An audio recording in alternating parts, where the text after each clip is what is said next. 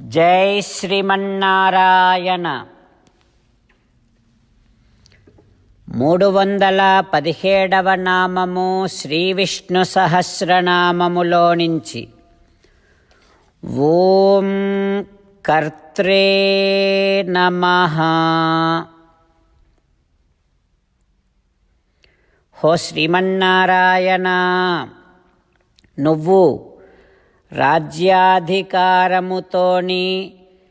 రాజ్యాధికార మదముతోని సాధువులను హింసించేటటువంటి వారి మీద కోపము చూపించటమే కాకుండా వారిని ఛేదించేటటువంటి వాడివి నువ్వు కదా తండ్రి.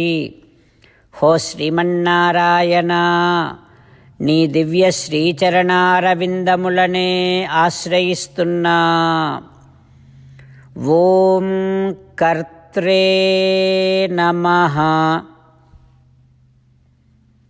ఓం కర్త్రే నమః.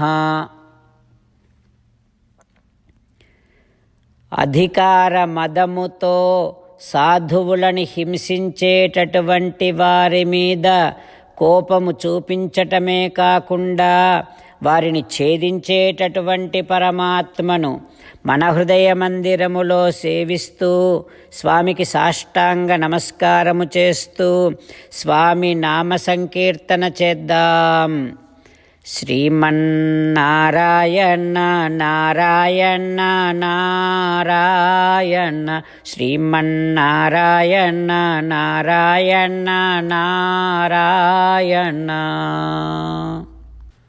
శ్రీ వాల్మీకి రామాయణములో శ్రీరామచంద్రుడు దశరథ మహారాజుకు జలతర్పణము చేయటం కోసమని రామచంద్రుడు దోసిలి నిండా నీళ్లు తీసుకొని ప్రగృహ్య చ మహీపాలో జలపూరితం అంజలిం దక్షిణ దిక్కుకు తిరుగుతూ రాముడు ఏడుస్తూ దుఃఖిస్తూ ఇలా అంటూ ఉన్నాడు, నాన్నా, ఇదిగో నా హృదయపూర్వకముగా అత్యంత శ్రద్ధగా అత్యంత పవిత్రముగా నేను ఇస్తున్నటువంటి జలతర్పణాన్ని పితృలోకములో ఉన్నటువంటి నాన్న నువ్వు స్వీకరించవా నాన్నా అంటూ రామచంద్రుడు దుఃఖిస్తూ జలతర్పణాదులు చేసిన తర్వాత అక్కడి నుంచి మరికొంత దూరం వెళ్ళి అక్కడ పిండ ప్రదానము చేశారు రామలక్ష్మణులు దశరథ మహారాజు కోసమని. ఐంగుదం బదరీమిశ్రం పిణ్యాకం, అడవిలో దొరికినటువంటి రేగు పండ్లతోని గారపిండితోని పిండాలన్నీ సిద్ధం చేసుకొని అక్కడ దర్భలని పరిచి పిండములని దాని మీద పెట్టి నాన్నగారి కోసమని పిండ ప్రదానము చేస్తూ ఉన్నారు రామలక్ష్మణులు. రాముడు అంటూ ఉన్నాడు, నాన్నా, నేను అడవిలో ఇవే తింటున్నాను, నేను తినే వాటినే నీకు ఆహారంగా ఇస్తున్నాను నాన్నా, తృప్తిగా స్వీకరించండి అంటూ నాన్నగారికి దశరథ మహారాజు గారికి పిండ ప్రదానము చేసిన తర్వాత కార్యక్రమం అంతా పూర్తి చేసుకొని పర్ణశాలకు తిరిగి వెనక్కొచ్చారు. రాముడు మెల్లిగా భరతుడి దగ్గరికి లక్ష్మణుడి దగ్గరికి వెళ్ళి పరిజగ్రాహ బాహుభ్యాం ఉభౌ భరత లక్ష్మణౌ, వారిద్దరిని కూడా తన బాహువులతో కౌగిలించుకున్నాడు. ప్రక్కనే సీతమ్మ ఉంది, ఆ ప్రక్కన శత్రుఘ్నుడు ఉన్నారు. అందరూ గట్టిగా విలపిస్తూ ఉన్నారు దశరథ మహారాజుని జ్ఞాపకం చేసుకుంటూ. వీరందరి రోదన ధ్వని ఆ ప్రక్కన ఉన్నటువంటి కొంత దూరములో నిలబడి ఉన్నటువంటి భరతుడి యొక్క సేనకంతా వినిపించింది.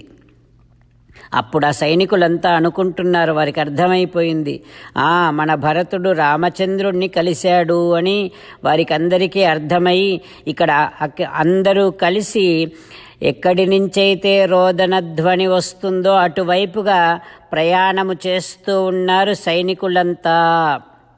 రాముడు అయోధ్యను వదిలేసి కొద్ది రోజులే అయినా రాముడిని చూడక ఎంతకాలమైందో అన్నట్టుగా ద్రష్టు రామో జనసర్వో, అందరూ కూడా రామచంద్రుణ్ణి చూడటం కోసమని అటువైపు పరుగున వస్తూ ఉన్నారు.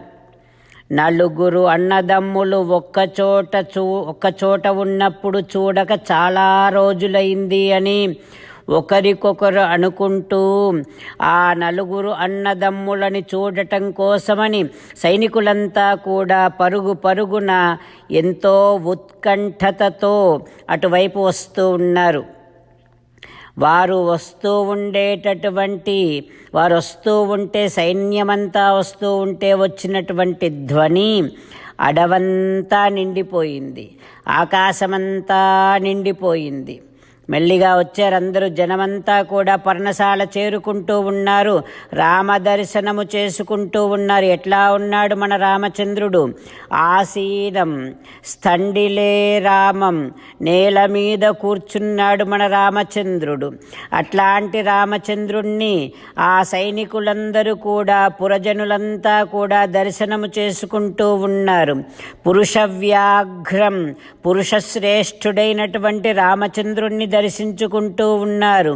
అందరూ అనుకుంటూ ఉన్నారు, యశస్వినం అరిందమం, కీర్తిమంతుడైనటువంటి, శత్రునాశకుడైనటువంటి, పురుషశ్రేష్ఠుడైనటువంటి మన రామచంద్రుడికి ఇట్లాంటి పరిస్థితిని కల్పించినటువంటి ఆ ఇద్దరు కూడా కైకేయీ సహితో మంధరాం అపి అని ఆ మంధరను కైకేయిని విగర్హమానః అందరూ తిట్టుకుంటూ వస్తూ ఉన్నారు. తిట్టుకుంటూ వస్తూ రామదర్శనము చేస్తూ అభిగమ్య జనో రామం, ఒకరొక్కరు లేదు కొంతమంది గుంపులుగా రామచంద్రుడి దగ్గరికి వెళ్ళి బాష్పపూర్ణముఖో భవతు, కళ్ళ నిండా నీళ్లు పెట్టుకొని రామచంద్రుడి దగ్గరికి వెళ్ళి కన్నీరు కారుస్తూ ఉన్నారు జనమంతా కూడా. ఆ తర్వాత ఏం జరుగుతుందో రేపు తెలుసుకుందాం. సీతారామచంద్రులను మనసారా ధ్యానము చేస్తూ పరమదయాళువు పరమశివుడు చెప్పిన పరమపావన రామనామాన్ని చెబుతూ మనము రామనామగానము చేస్తూ ఉంటే అదిగో పార్వతీ పరమేశ్వరులు, ఆంజనేయ స్వామి, పితృదేవతలందరూ, సకల దేవతలు, ఆచార్యులందరూ కూడా మనని చూస్తూ సంతోషిస్తూ మనని అనుగ్రహిస్తున్నట్టుగా భావన కొనసాగిస్తూ మనసారా రామనామం చెప్పుకుందాం. రామ రామ దశరథ రామ, రామ రామ దశరథ రామ, హే హే రాజా రామ, హే హే రాజా రామ, హే హే సీతా రామ, హే హే సీతా రామ. 34వ శ్లోకము శ్రీ విష్ణు సహస్రనామములో నుంచి. ఇష్టో విశిష్టః శిష్టేష్టః శిఖండీ నహుషో వృషః క్రోధః క్రోధకృత్కర్తా విశ్వబాహుః మహీధరః. ఓం సర్వం శ్రీకృష్ణార్పణమస్తు. జై శ్రీమన్నారాయణ. చాలా ముఖ్యమైనటువంటి విన్నపం. ఈ నెల 25వ తేదీన భారతదేశంలో రాత్రి 9:30కు, అమెరికా సెంట్రల్ టైం ప్రకారం ఉదయం 10 గంటలకు గట్టూస్ కరిష్యే వచనం తవ అనే యూట్యూబ్ ఛానల్, లైవ్ ప్రోగ్రాంలో అందరూ పాల్గొనండి. నారాయణాస్త్రము తీసుకున్న వాళ్ళంతా పాల్గొంటే ఆ రోజు వైకుంఠ ఏకాదశి, గీతా జయంతి, భాగవత జయంతి సందర్భంగా 24,000 మంది జాయిన్ అవుతే 24,000 శ్లోకాలు కలిగిన సంపూర్ణ రామాయణం మనం అందరం కలిసి పారాయణ చేసినట్టు అవుతుంది. అందరికీ అద్భుతమైనటువంటి విశేషమైనటువంటి ఫలితం వస్తుంది. నారాయణాస్త్రం తీసుకోని వారు తీసుకోండి, తీసుకోని వారు కూడా కార్యక్రమంలో పాల్గొనండి. ఆ రకంగా మనం అంతా కలిసి మన నారాయణాస్త్ర శ్లోకాలను చదివి భగవంతునికి కరిష్యే వచనం తవ కృష్ణ, నువ్వు చెప్పినట్టే చేస్తా అని అందరం కలిసి ముక్తకంఠంతో భగవంతునికి మాట ఇచ్చి భగవంతుణ్ణి ఆనందింపచేసి తద్వారా మనము అన్ని రకాల సుఖశాంతులను పొందడానికి అపూర్వమైనటువంటి అవకాశం కనుక అందరూ మీ క్యాలెండర్లో నోట్ చేసుకొని అందరికీ తెలియచేస్తూ, ఇరుగు పొరుగు వారికి, స్నేహితులకి, బంధువులకి అందరికీ తెలియచేస్తూ ఆ రోజు 25వ తేదీన భారత కాలమానం ప్రకారం రాత్రి 9:30కు, అమెరికా సెంట్రల్ టైం ప్రకారం ఉదయం 10 గంటలకు ఈ గట్టూస్ కరిష్యే వచనం తవ అనే యూట్యూబ్ ఛానల్ లైవ్ ప్రోగ్రాంలో పాల్గొనాల్సిందిగా మనవి చేస్తున్నాను. ఓం కర్త్రే నమః. ఓం కర్త్రే నమః.